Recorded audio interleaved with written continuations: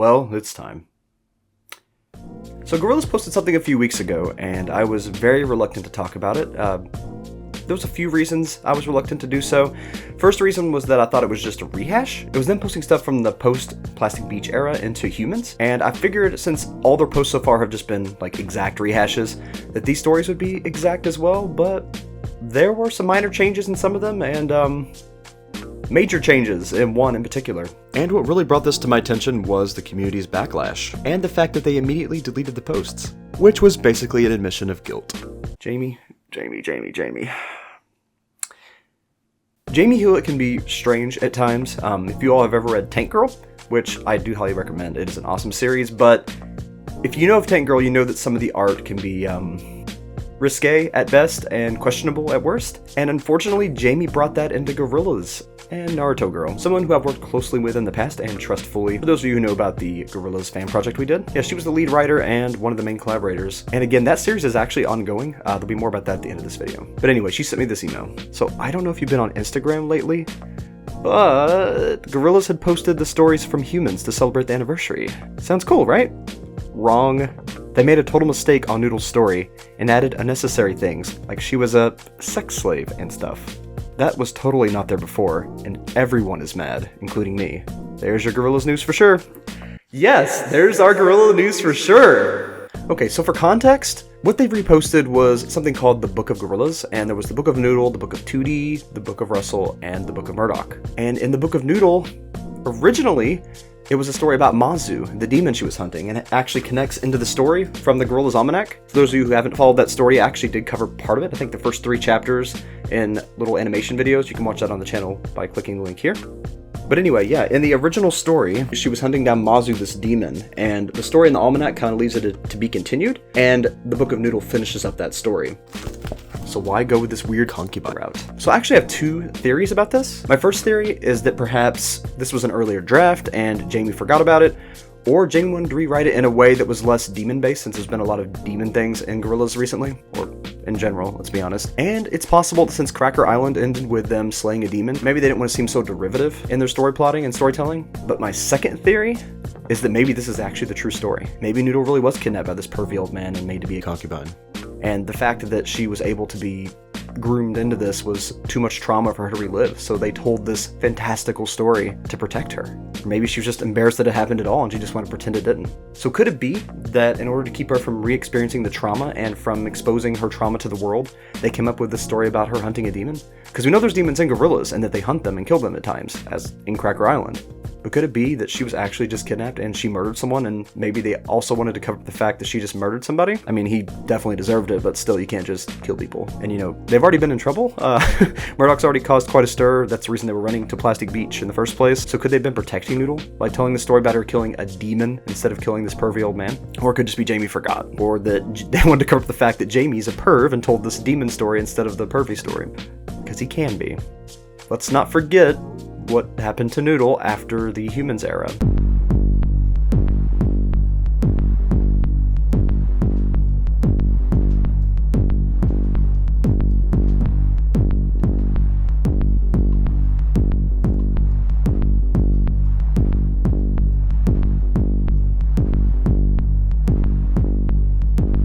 Not to mention you can see Murdoc's member in this video, and Huge Dumpy. Jamie's kind of a weirdo. Hey, maybe it won't be such a bad thing after all if Jamie does get replaced, because we know that Damon and Jamie have had fallouts before, so could Damon have been protecting us? It's hard to say, but there's definitely some controversy there and definitely something to talk about. What do you all think? Okay, you know what? I'm going to go ahead and play both videos real quick all the way through just so you can see how completely different they are. How they took one concept and completely flipped it into another story.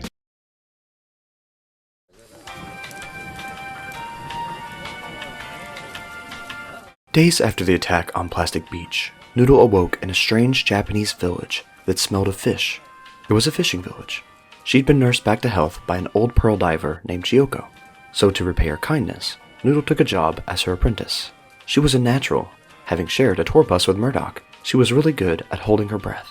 But one day, deep beneath the waves, Noodle prized open a pearl shell of an earthly size, accidentally releasing an ancient hell demon. It scarpered, ready to party like it's $14.99.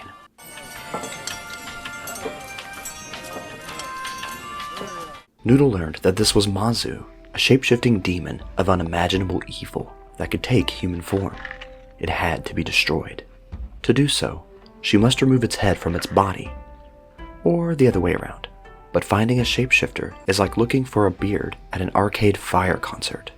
For years, Noodle pursued Mazu across Japan, from the heights of Mount Fuji to the deepest, darkest forests. Finally, she tracked Mazu to Tokyo, where it had risen to the top of the criminal underworld.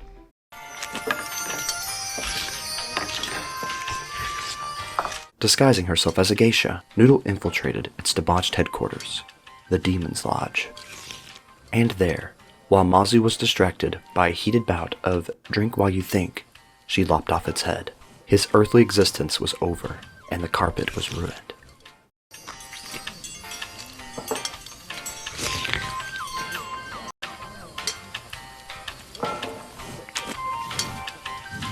Escaping Mazu's sumo bodyguards, Noodle packed herself into a FedEx crate with dried fish, bottled water, and a copy of Moby Dick. If she was ever to finish Melville's onerous classic, it was now. Her package was addressed, West London, England, care of Murdoc Nichols.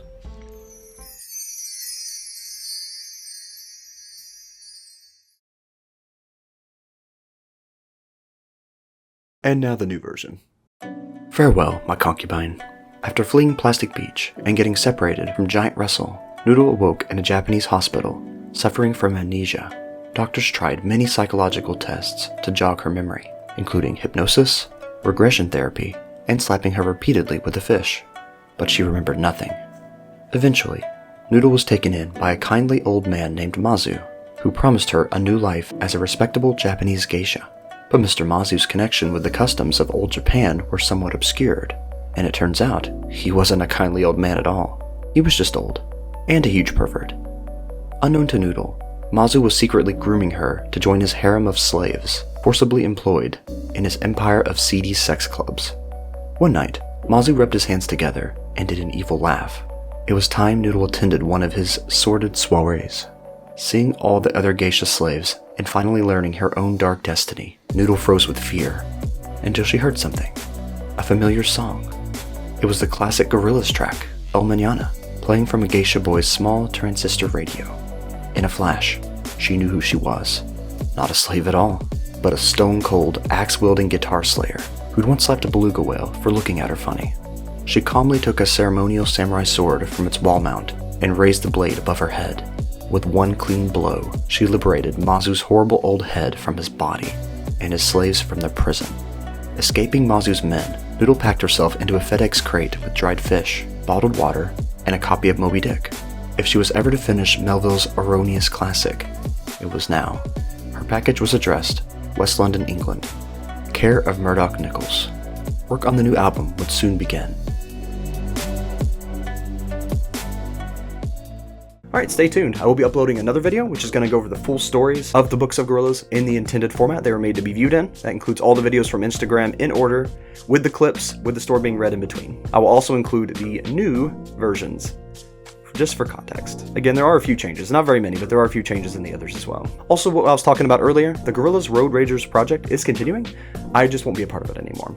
It's actually going to be uploaded on its own channel, which I'll have linked here if I can get a hold of that link. But it's definitely something you want to continue watching because it has not only an original story, but original art, original music. It's going to be great. So you definitely should follow it. And again, we're not going to get into all of that, but I just am no longer a part of the project. It's still ongoing. And I'm honored to have been a part of it and to have built the backbone of the story, which has become something way greater than I initially intended now. Thank you so much for watching. And until next time, as always, keep your eyes wide open and never stop reading. I'll see you on the next one.